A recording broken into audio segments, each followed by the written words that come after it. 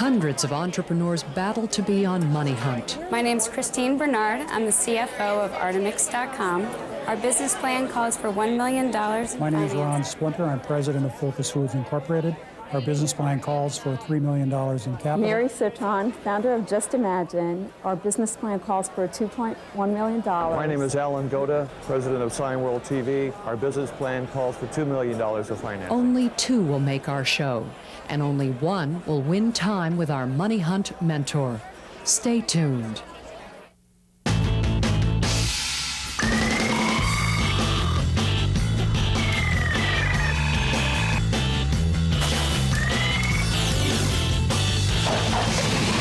Money Hunt is brought to you by Excite. Money Hunt is also made possible by Register.com, a first step for businesses and individuals starting their presence on the internet.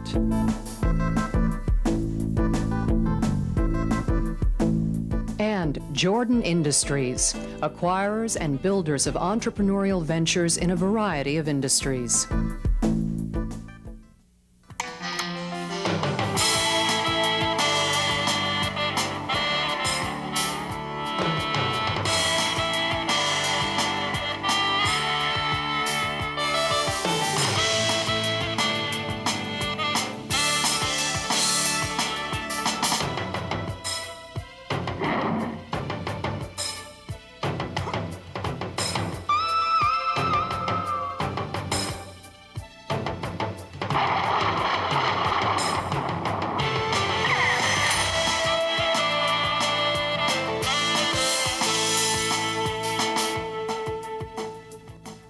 Welcome to Money Hunt, the one place entrepreneurs have a shot at proving they've got a good idea, a great plan, and the passion to pull it all together. It's not so easy growing a business, and we're going to find out who's got what it takes. I'm Miles Spencer. Let's play Money Hunt. And I'm Cliff Ennico. We scour the country looking at venture capital conferences, small business fairs, and the internet looking for America's hottest new companies. They try to convince us they're in the fast lane. We try to convince them they're in the breakdown lane. At the end, one of our guests will receive some free help and guidance from our Money Hunt mentor. Okay, our theme for this show is incubation stage companies. And to find the best mentor for the situation, Money Hunt traveled to the National Business Incubation Association's annual convention in Cleveland, Ohio. There, we selected Susan Matlock, the founding president of the Entrepreneurial Center in Birmingham, Alabama. Susan, welcome to Money Hunt. Thank you, Miles. I'm glad to be here. We're going to see some incubation stage companies today. What are you looking for from folks at this stage? I think the most important thing we're looking for is those individuals who can distinguish between an opportunity and an idea. Okay. And I think that's part of what this is about as well. Here's our first incubatee. His name is Ronald Splinter, president of Focused Foods. He's backstage right now with Money Hunt's Amanda Sizik. Thank you, Cliff. Ron, welcome to Money Hunt. Thank you. Your business plan calls for $3 million. That's correct. And what inspires you to face your challenges as an entrepreneur? Determination. That's a very good answer, and the door is opening, and good luck with your pitch on Money Hunt. Focused Foods, based in Chicago, Illinois, makes a line of all-natural baked and snack food products for the high-protein, low-fat diets that are currently all the rage. Ron, welcome to Money Hunt. It's quite a mouthful. You betcha. Oh, this is going to be a good show. How'd you get the idea for this business? Well, the CEO of the company, Larry Bergenfield, was trying to work out about 3 or 4 years ago and trying to lose weight. In the process, I say he was fat, but he said he was just trying to lose weight. And in the process, he was taking dietary supplements and proteins, et cetera, and was realizing that there weren't a lot of products out there that fit his needs and what he needed. He was a young 26, 27-year-old person, and as a result of that, he got the idea to look at this nutraceutical side, and then we linked up, and since then, we've created the products in the company. Now, you brought some of the product along. Yes. Why don't you give that to me, and Sure. we'll show the company, the folks out there, what we're seeing. Now, tell me about the packaging. Tell me about the bar. The product is our cookies. And very simply, this is a product which is high protein, so it's about 30% protein. It's high in fiber. It's low fat. It's all natural. It has low glycemic sweeteners, which we'll talk about a little bit later. But basically, it's a very good product for people who are health conscious. Great. Talk to me, for those of us who are not that diet conscious, what is the high-fat, low-fat, high-protein diet? Is that the Atkins diet I hear so much about? That's the kind of diet I want. Okay. Right? Well, there's a lot of people who want that, but then the idea is, can they stay on it? Protein has been proven in the past. There's a lot of medical studies which say that if you increase your level of protein, what you can do is it really raises that. The diet with protein plus an exercise program raises your metabolic rate about 17 to 20%. That, in effect, will help you lose fat. Right. And helps you to keep muscle because of the protein that comes in. One of the big problems with low-fat products is that the manufacturers add a lot of sugar to improve the taste, so it's kind of self-defeating. Exactly. That's what happened in the product so we're how talking do you about here, avoid that cookies. trap? What we do is it depends on what kind of sweetener you put in. We have low glycemic sweeteners. There's a difference in basis. Basically, if you have a high or low glycemic sweetener, a low glycemic sweetener tells you how fast the carbohydrates, which are converted into sugar, are assimilated in your bloodstream. And Ron, tell me about the stage where your company is right now. Have you actually got sales at this point? We did a test market, and we did a test market in a health food store. Was that?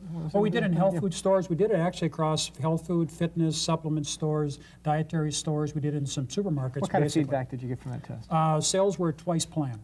I've been in this business long enough to know that twice current plan or twice the original plan. Or is the current plan the original plan, or have you already made those adjustments? No, the current plan we kept at the original numbers. So we're still looking at that number. Let's talk about shelf life for your product. Is that an important consideration? It is. Shelf life on this product is a minimum of 6 months, and it's more like 8 or 9 months. And you can still say it's all natural at that point, right? Of course. Okay. You said you have a patent pending on your products. I didn't think you could patent a cookie. Why not? How's that been going? It's been very well. As a matter of fact, we just did the international patent pending application last month. Basically, it's the process. I assume, well, it's a combination. Right. It's the ingredients, it's the process, and it's also the consumer benefit that comes out of it. Now, you patented on, or you're looking for patent protection on the process side. What about the brand name? I didn't see anywhere in the plan, although I assume that the brand name had been trademarked and you had some protection. Exactly.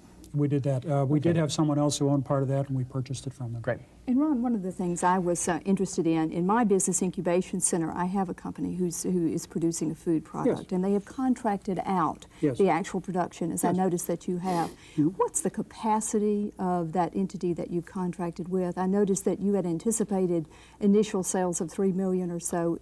At what point can they no longer keep up with you? They could do that plus multiples of it. Plus, the other thing is that a base business that I've had is I have contract manufactured around the United States from 19 different plants, United States and Canada. So this one, and I have a second one identified for the next generation. One of your product's attributes is that it's low glycemia. Does that mean there might also be a market here for diabetics? Very, very, very definitely. Because of the low glycemic sweetener, as I said before, what it means is that it is released, the sugars are released into the bloodstream at a slower rate. If it gets released too fast into the bloodstream, the body says, I don't know what to do with all of this, and it turns to fat. You're packaging a traditional cookie packaging, but as I understand it, high-fat products are extremely susceptible to heat. Do you do anything special with your packaging to deal with that, or is it the retailer's concern to deal with heat? Because don't high-protein products tend to break down at high heat levels? What happens is that if you take a look at the nutritional bars, which we have, those are cold extrusion bars. Basically, you put the product down and it gets mixed in a vat and put down and extruded as a slab and cut off. What we do is we're the next generation of product which actually allows us to put heat to it. Now, if you think about it, excuse me one second, Miles, but if you think about it, by putting heat to it, you can become a whole different avenue of products. So we can go to cookies, we can go to snack foods, we can go to a whole bunch of other things. Do you have other product lines in the works right now? Oh, yes, very definitely. Your business plan calls for some capital. Yes. How much and what will you use it for? The capital amount is $3 million. The amount of dollars will be used primarily for several things, one of which is inventory. Right. One of which is just getting a product in the marketplace with advertising and promotion. And the third, let me preempt you. That was, in the business plan at least, pay off some of the investment from the individual investors that were in there before. And as an investor myself, I look at that and say, No way, that won't happen. Is that still something that is a prerequisite of getting an investor in? You want it to be, yes. Right. It's difficult to do that. I mean, we've talked to enough people, and what you have to do is that can be a barrier. Sure. Okay. You're tying your marketing strategy into a book that's going to be launched in the fall. Tell us a little bit about that. Well, we intend to be able to. One of our board of directors members, a man by the name of Keith Klein, was voted #1 nutritionist in the United States by the National Bodybuilders Association in 1995. He's very learned. He has his own television or radio show, and he does a lot of other publications. And what we've done is working with him is to create a book on talking about the benefits of protein and protein to the diet, so it can complement this. What Energex has to mean is not just a brand name which sits on a shelf alone. It has to be part of a total program of something which allows you to market it in total and build a brand name strength. Rob, thanks so much for coming in. Sure. We're going to take a short break, be back with our second entrepreneur right after this. Hi, I'm Robin Schatz from Business Week Frontier. Business incubators are sprouting up all over the place. Often they're a good place to hatch your new venture. Besides helping you get startup capital, they usually give you a facility to work in, services like high-speed internet connections, and industry-specific expertise. But some will take a big chunk of your equity, and their quality varies. For more help, contact the National Business Incubation Association in Athens, Ohio. Time for viewer mail. Dabney Clay watches us on WDCN, Nashville, Tennessee. I've been asked to join a local corporation as its chief operating officer. It's a family-run business, and while the pay's great, they don't want to give me stock or options because they want to keep it all in the family. Should I take the job? Absolutely, positively not. One of the ironclad rules of entrepreneurship, one of the 10 commandments, thou shalt not be the only person in a family-run business who's not a member of the family. Unless, that is, you get a significant piece of the equity. Anything less than 5% up front, I'd walk. If you have a question for us, you can email it to our website at www.moneyhunt.com. Our next guest is Miri Citron, co-founder of Just Imagine. Amanda? Thank you, Cliff. Mary, welcome to Money Hunt. Thank you. Your business plan calls for $2.1 million. Now, what is the greatest reward for working in your own space? Oh, absolutely working on something that I feel so passionate about, I feel is so right, and I feel the timing is just now. That's great. Good luck with your pitch on Money Hunt. Thank you. Just Imagine, based in Fairfield, Connecticut, has developed the shopping mall of the future with retail, service, and a touch of Disney World magic. Miri, welcome to Money Hunt. Thank you. Tell us a little bit about you and your co-founder and how you got the idea for this business. Well, actually, the idea for Just Imagine came up many, many moons ago when I had a 4-year-old and a 7-year-old daughter. I was working in the shopping center industry. I was doing my master's, and I was pulling my hair out trying to get everything I needed to get done and do it perfectly, the classic superwoman syndrome. And what happened was one day somebody just said, wouldn't it be great if we had something for kids? And my mind just started rolling about how we can have all the services, all the retail, make it fun for children so that we can spend quality time with our children. Let's talk a little bit about that marketplace, actually. You were telling us earlier about how much kids spend, how much their grandparents have in terms of control over discretionary income. Absolutely. Can you speak to that a little bit? Well, children are actually 3 markets in one. They're a primary market, they're an influence market. They influence their parents, they influence their grandparents. Actually, children even influence the cars that we buy, and they're a future market. Children are actually the future, and spending time with them and focusing on their needs actually responds to our needs as business people. They aren't an adjunct. They don't come with their parents to places. Now let's talk about this conceptual center that you have for shopping. Is it more driven towards children's entertainment or parents accomplishing their purchasing goals? Absolutely parents accomplishing their goals. But during that time, the kids are having a great time as well, and they're getting educated. And Mary, one of the things that I noticed is that a lot of your numbers, you had a lot of excellent research, I thought, and clearly you know your industry. But the numbers appear to be very global and very global in feedback. I think this is the kind of thing where you need very specific local numbers when you go to develop this kind of project. Have you begun to zero in on a market?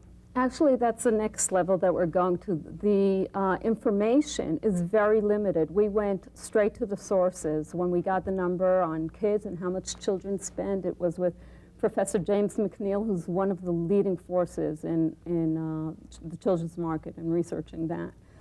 There isn't a lot of information, and on the next level is exactly where we want to go to do that research, to locate the places where we want to do this, to determine what kind of aspects need to be included. The key to this new shopping center that you are developing is the idea that each retailer, each service vendor in this site is also providing edutainment for the children at the same time.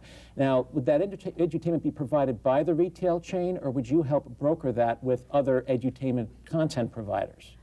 Either or. We definitely would leave it up to the retailers to do that, but we will have a team of psychologists, people in education, people in retail, and people in entertainment that can be a source in order to help do that. In your plan, I wasn't clear on your positioning. Obviously, if you're going to be in the development of these malls, your first one's going to cost you like $250, $300 million. So that's a big start. Are you going to position yourself as a developer or as a consultant to someone who wants to use your theme and integrate your ideas into a property? Both. Okay. Both. Enough answer.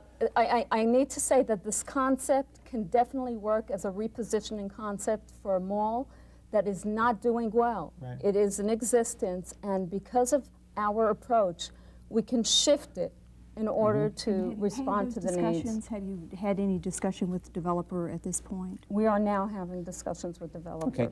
Doesn't edutainment, though, in some ways make the shopping process a little bit more different, because a little bit more difficult, because the kids now have some distractions that they wouldn't have in just a plain old retail store where they're bored out of their minds? It would take longer. You got to drag the kids away from the Pokemon thing, you know? It would take longer. Yeah. Which for the retailer or for the service provider would actually be really a benefit. So it's not about getting your shopping in, out, and done very quickly. It's more of an experience. One of the things that occurred to me is that with all of the different entertainment options that you intend to offer, it's almost as though, I mean, it really is Disneyland meets shopping center, and it's almost as though you should charge admission, I mean, to get inside this place, because you're talking about providing a lot of services that someone's got to pay for.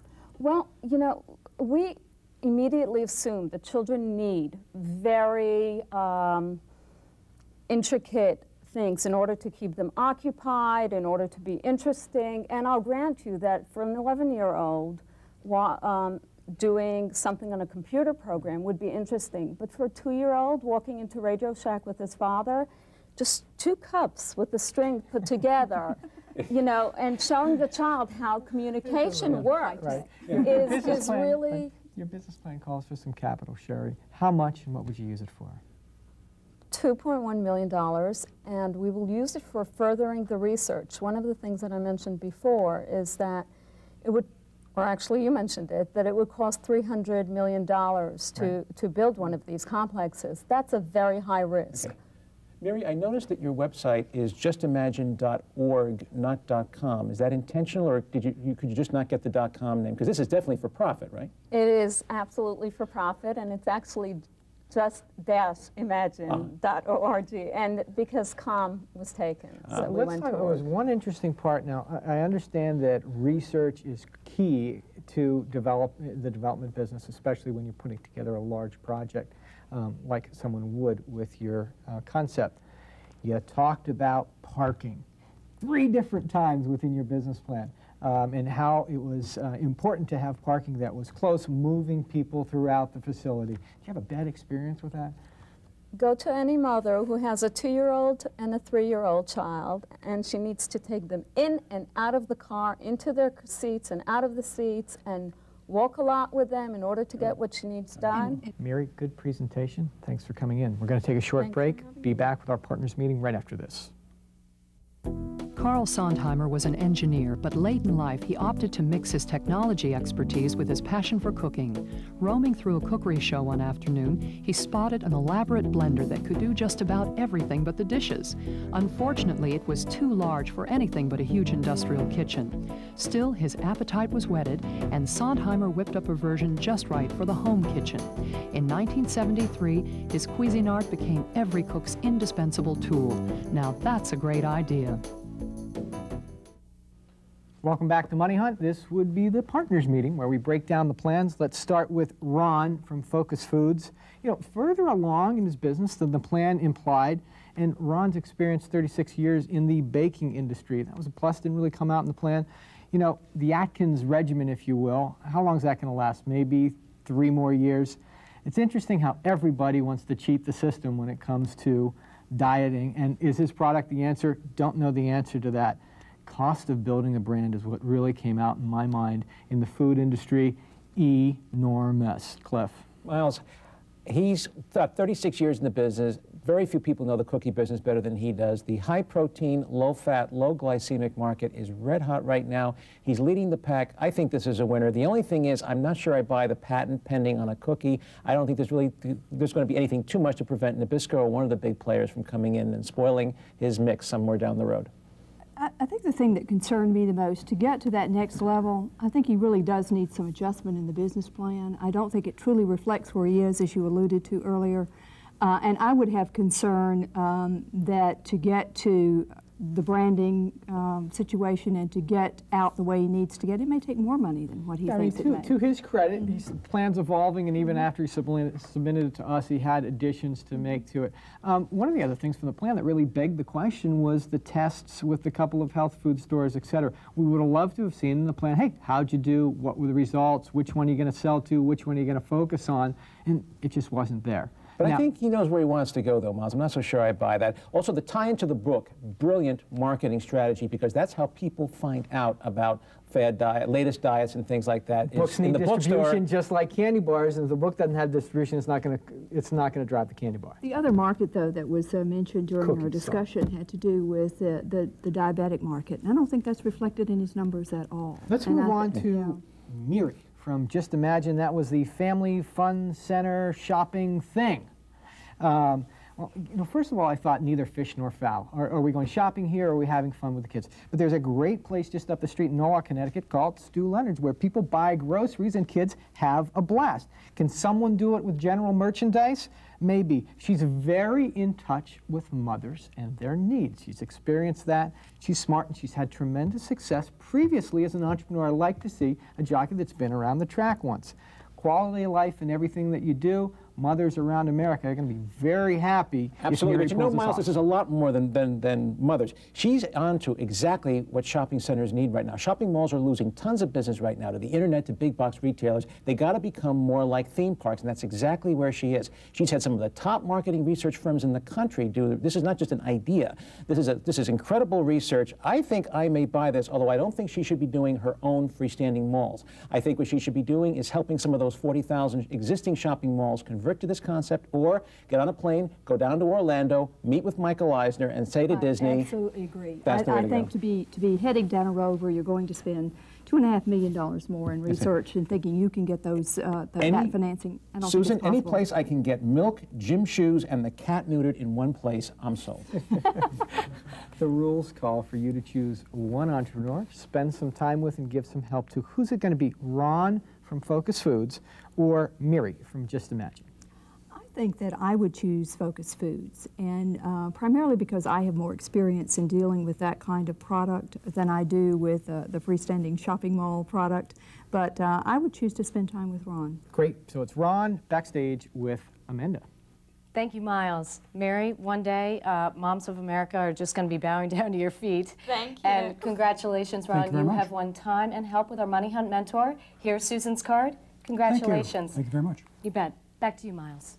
Money Hunt's all about learning to be a better entrepreneur, and a big part of that process is our mentor, especially on this special incubation show. Susan Matlock, thanks for coming on. Thank you. One last question before we go. What do you think makes a great entrepreneur? I think a great entrepreneur is made by their own commitment to success. Absolutely. So you think this is easy, convincing the world you've got a focused business plan while the high-fat, low-protein Money Hunt panel convinces you you're just imagining it? I don't think so. If you think you're one of those great entrepreneurs about to hatch, like Susan spoke about, get in touch with us through our online audition, and maybe we'll be seeing you on Money Hunt. Starting or growing your own business? Miles and Cliff have 27 rules to help you succeed. Based on actual events from our Money Hunt guests, this book is full of timeless stories and valuable lessons for today's entrepreneur. Purchase your copy by calling 1-800-925-0745. For $25 plus $3 shipping and handling, Money Hunt's 27 rules are also available at bookstores nationwide or by ordering from our website at www.moneyhunt.com.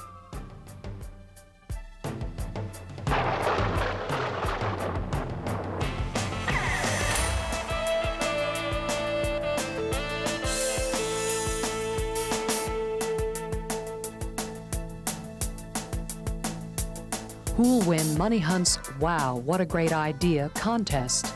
Contestants from live screen tests and online auditions competed for Best New Startup and for a $100,000 equity investment. Watch for the winner to be announced in a future episode of Money Hunt.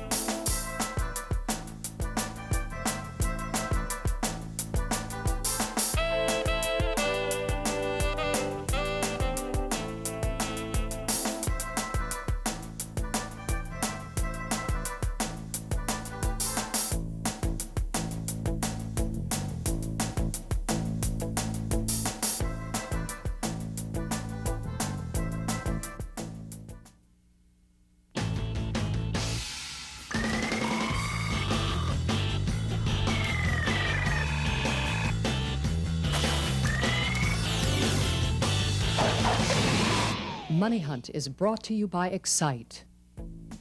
Money Hunt is also made possible by register.com, a first step for businesses and individuals starting their presence on the internet.